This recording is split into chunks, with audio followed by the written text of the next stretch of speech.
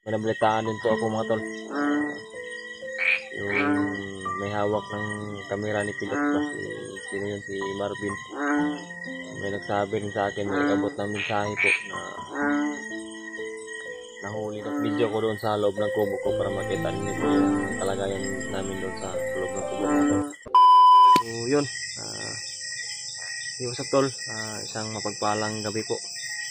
Kung anong oras man ninyo ito makita itong video ko, binabati ko po kayo.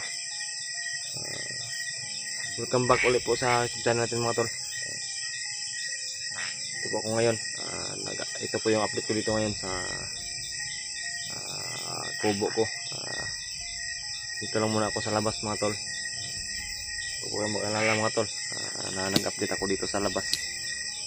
Sinadya ko po na mag-update na gabi para makasakali na monitor man ng kalaban, hindi nila matris kung paligid saan tayo naroon, saan tayo banda. So yun mga tol, kamusta po kayo? Pasensya na po at ngayon na po ako nakapag-update, ngayon ako nakapag-video. Inuuna ko po kasi yung mag-ina ko mga tol, bumawi ako sa kanila. Yun, nung nakaraang araw din birthday ng anak ni Bradley, at yun, kasama kami doon na naligo. Yung mag-ina ko, sila Bradbad, sila si Julius at yung mag-ina ni Bradley. Yun mga tol, yung hindi kami nakapag-video doon kasi para rin sa kaligtasan namin ba, para hindi kami ma-treat o monitor na kalaban kasi naligo kami doon, nag-overnight kami po. Sobrang saya mga tol, saya sa nangyari na nakaabot kami doon na 60, pagligo kami sa dagat. Sobrang sarap para talaga makaligo sa dagat mga tol. Yun lang yung kabalik ko sa pagligo ng dagat. Kahit gabi, sinasabing night swimming, kaya gabi kami naligo kahit malamig. Baliwala lang sa amin kasi uuhaw rin ako sa tubig dagat ba, kakabalik ko lang na maligo.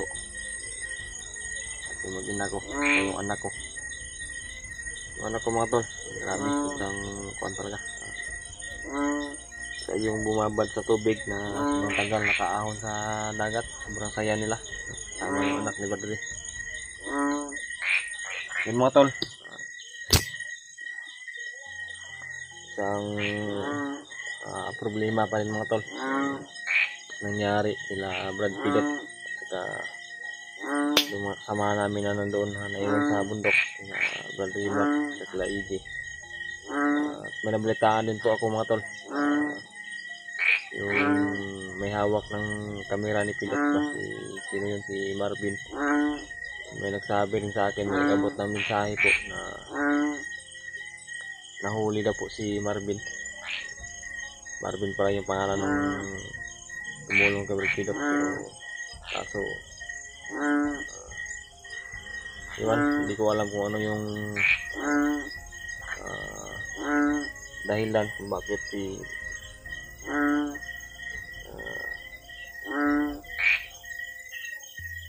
iwan ko mga tol, hindi ko masabi-sabi. Sa akin lang sa ngayon, sobrang naawa ko sa kalagayan ni Brad Pilot, sa kalagayan nila Brad Rimat doon sa bundok, sila lang doon. Huwag po kayo maglala mga tol, malapit na po kami akyat, o malapit na ako akyat. Hindi lang ako magsasabi mga tol exact na araw at exact na oras po. Kasama ko siguro sila Brad Buds o si Bradley kasi Julius. Ito mga tol, abang-abang lang po sa pagbalik bundok namin. Sana sa pagbalik bundok namin agad-agad na makita namin sila Brad Rimat at sila para di kami mahirapan na hanapin sila. O baka sakali na di kami makita na Brad Rimart o Lady Kala Julio at yung iba pa namin kasamahan. Sana masalubong namin si Brad Pilot. Masalubong niya kami para ano yung mangyari, mahuli namin at matanggal namin yung hypnotize sa kanya, maligtas na po si Brad Pilot. Kahit na nandito kami sa baba mga tol, ramdam namin yung problema sa bundok. Hindi pa rin kami mapakali mga tol. Yung kasamahan namin nandoon pagsapalaran sa mga kalaban, kami dito sa baba. Yung sa tingin niyo mga tol na masaya kami na nandito, may saya mga tol, pero di kabuuan po yung saya na nararamdaman namin po, kasi tulad nga ng mga nalaman niya, nakikita ninyo yung kasamahan namin ay namin kasama sa pagbaba, masama pa, hypnotize pa, naging isang commander pa si Brad Pilot. Yun yung isa sa dahilan bakit yung saya na dala namin dito sa baba ay di kabuuan po, kasi nag-aalala rin kami sa kasama namin na naiwan doon sa bundok. So yung problema mga tol, talagang kaakiba yan sa buhay, at problema ay hindi magbigay po yung Panginoon ng problema mga tol kung hindi kayang masolusyonan, hindi kayang masolve. Yung problema mga tol ay, sa isang tao talagang may problema tayo po.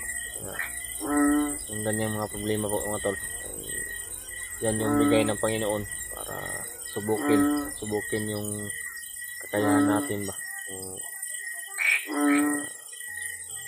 At yung sabi ko, yung bigay ng Panginoon na problema ay may solusyon yan. Hindi magbibigay yung Panginoon ng problema na walang solusyon po mga tol.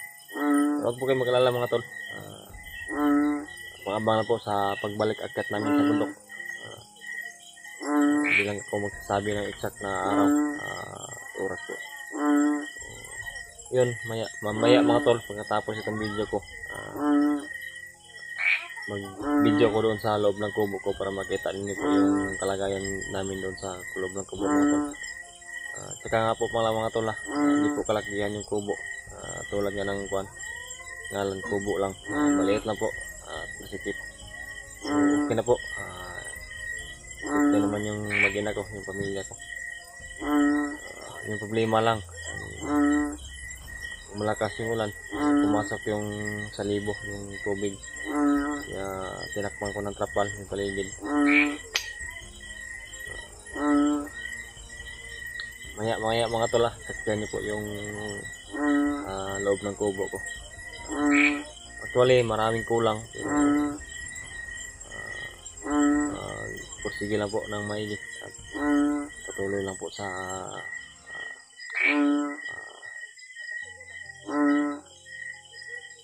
pamumuhay po, makakaraos na parating na Pasko. Malapit na po yung Pasko, ilang days na lang magpapasko na. Pigilan talaga namin na makaakyat at makita si Pilot at maligtas namin para sama-sama kaming lahat ng timpugi sa Pasko, sa darating na Pasko. O kahit di kami magsama, basta ang importante sama-sama kami na makababa na hindi pa darating yung Pasko, para tulad nila Brad Buds at Brad Rimart, nila Brad Dre, yung iba namin kasamahan. May kanya-kanya kaming pamilya. Mas mabuti na makababa kami na sabay, o makababa kami yung lahat. Kanya-kanya namin problema kami, kanya-kanya namin pamilya kami uuwi. Yung pamilya namin, mag-ina namin yung kasama namin sa Pasko. tulad sa inyo mga tol, talagang kahit sinong tao po, nangangarap po talaga na kumpleto sa Pasko. Iyon mga tol,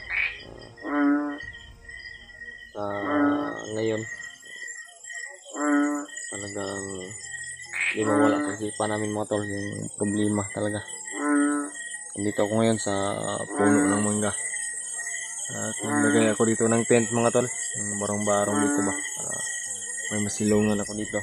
Dito ako nag-standby na tambay lang. At maya-maya mga tol, doon sa ng punong mangga na pinag-update namin ni Bradley, doon ako pumunta mamaya kasi naghulog ako ng wifi at saka para makapag-signal ako para maka-upload ko itong video ko. Hirap kasi dito mga tol, kung walang wifi ay hindi ka makapag-upload ng dito. Mahina rin yung signal dito kahit load man. Maganda sana magpakabit tayo ng wifi pero wala pang gasto mo to, wala pang bayad ba. Kailangan pa pag-ipunan para makapagpakabit tayo ng wifi. Kabit ako ng wifi, sariling wifi ba. Wala nang problema.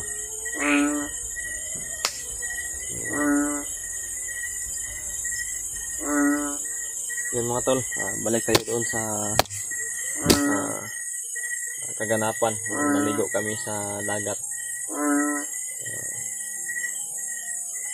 Masaya talaga mga tol. Nakaligo kami ng dagat at nakasama namin sa pagbaba, sa pagbanding. Hindi naman talaga kami kumuha ng video o picture. Si Bradley, may picture siya. So, kami din na kami nagkuha ng video sa picture po mga tol kasi yung sabi ko nga kanina para sa kaligtasan, safety namin ba. Yung mga tol, yung narinig nyo ngayon, palaka yan, parang baka yung boses ba. Maliit na yan na palaka mga tol, napakalaki na yung boses ng palaka na yan. Kaso di makita yan po. Itong palaka, ito mga tol. Yan yung narinig ninyo ngayon. Kasamahan niya siguro yan nagkuhan dyan. Yan yan yung palaka na parang baka yung busis. Iwan ko mga tol kung nandyan kung saan mang probinsya, yung mga silent viewers namin, solid supporters namin. Iwan ko kung nasa inyo rin itong palaka na ito. Kadalasan na tumutunog ito mga tol tuwing malakas yung ulan at saka may ulan po. Yun yung labas nila, palaka na ganyan. Sobrang laki ng tiyan, mataba na palaka pero maliit na siya ba.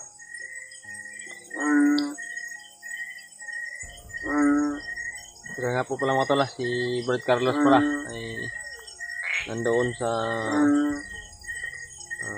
lolo ni Dimple. Doon siya usap-usap siguro sila doon. Sobrang malakausapin niya si Brad Carlos.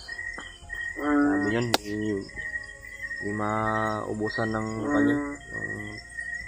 istorya yan, yung topic. Yung asawa ko ay nandoon sa kubo at yung anak ko, si Cyrus. Sabi ko kanina, maya-maya, pagkatapos ito, mag-update rin ako doon sa loob ng kubo namin.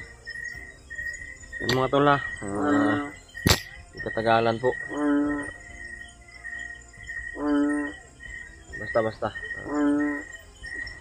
abangan ninyo po yung balik akyat namin sa bundok para sana ay tingnan po yung bawat anggulo namin, kasama namin para maunawaan nyo po yung video namin. At shout out po pala mga tol sa lahat ng nanonood palagi sa video namin, sa lahat ng tagahanga namin at sa buong solido na supporters namin, at yung silent viewers namin dyan. Big shout out po sa inyo lahat po. Shout out po at ibabawi lang namin sa inyo yung pagdadasal namin. Basta isasan nyo po lagi po. Shout out po pala sa Mami Victoria, Ate si Anisito, Tita Hilma, Ate Lerna Huot, Ate Jess Libra. Shout out po sa inyo ate, Tita Rosie. Kalimutan ko po yung iba. Marami po yung mga sulit sumuporta sa amin. Kalimutan ko lang, shout out lang sa inyo sa hindi ko po na-mention. Kamami Bibot pala. Munti ka na po nang nakalimutan si Mami. Sobrang solid po na sumuporta sa amin. Mami Bibs Bayugos, big shout out po sa iyo Mami. Sana ay patuloy ka pa rin na sumuporta sa amin palagi po. Lahat, sa buong team Pugi po. Mahal na mahal po namin kayo po mga tol. Mami, tita, ate. Mahal na mahal po namin kayo. Salamat talaga sa palaging suporta sa amin. Yan dito lang po siguro mga tol. See you to the next video po. Yung sa loob ng kubo po. Antay lang po kayo.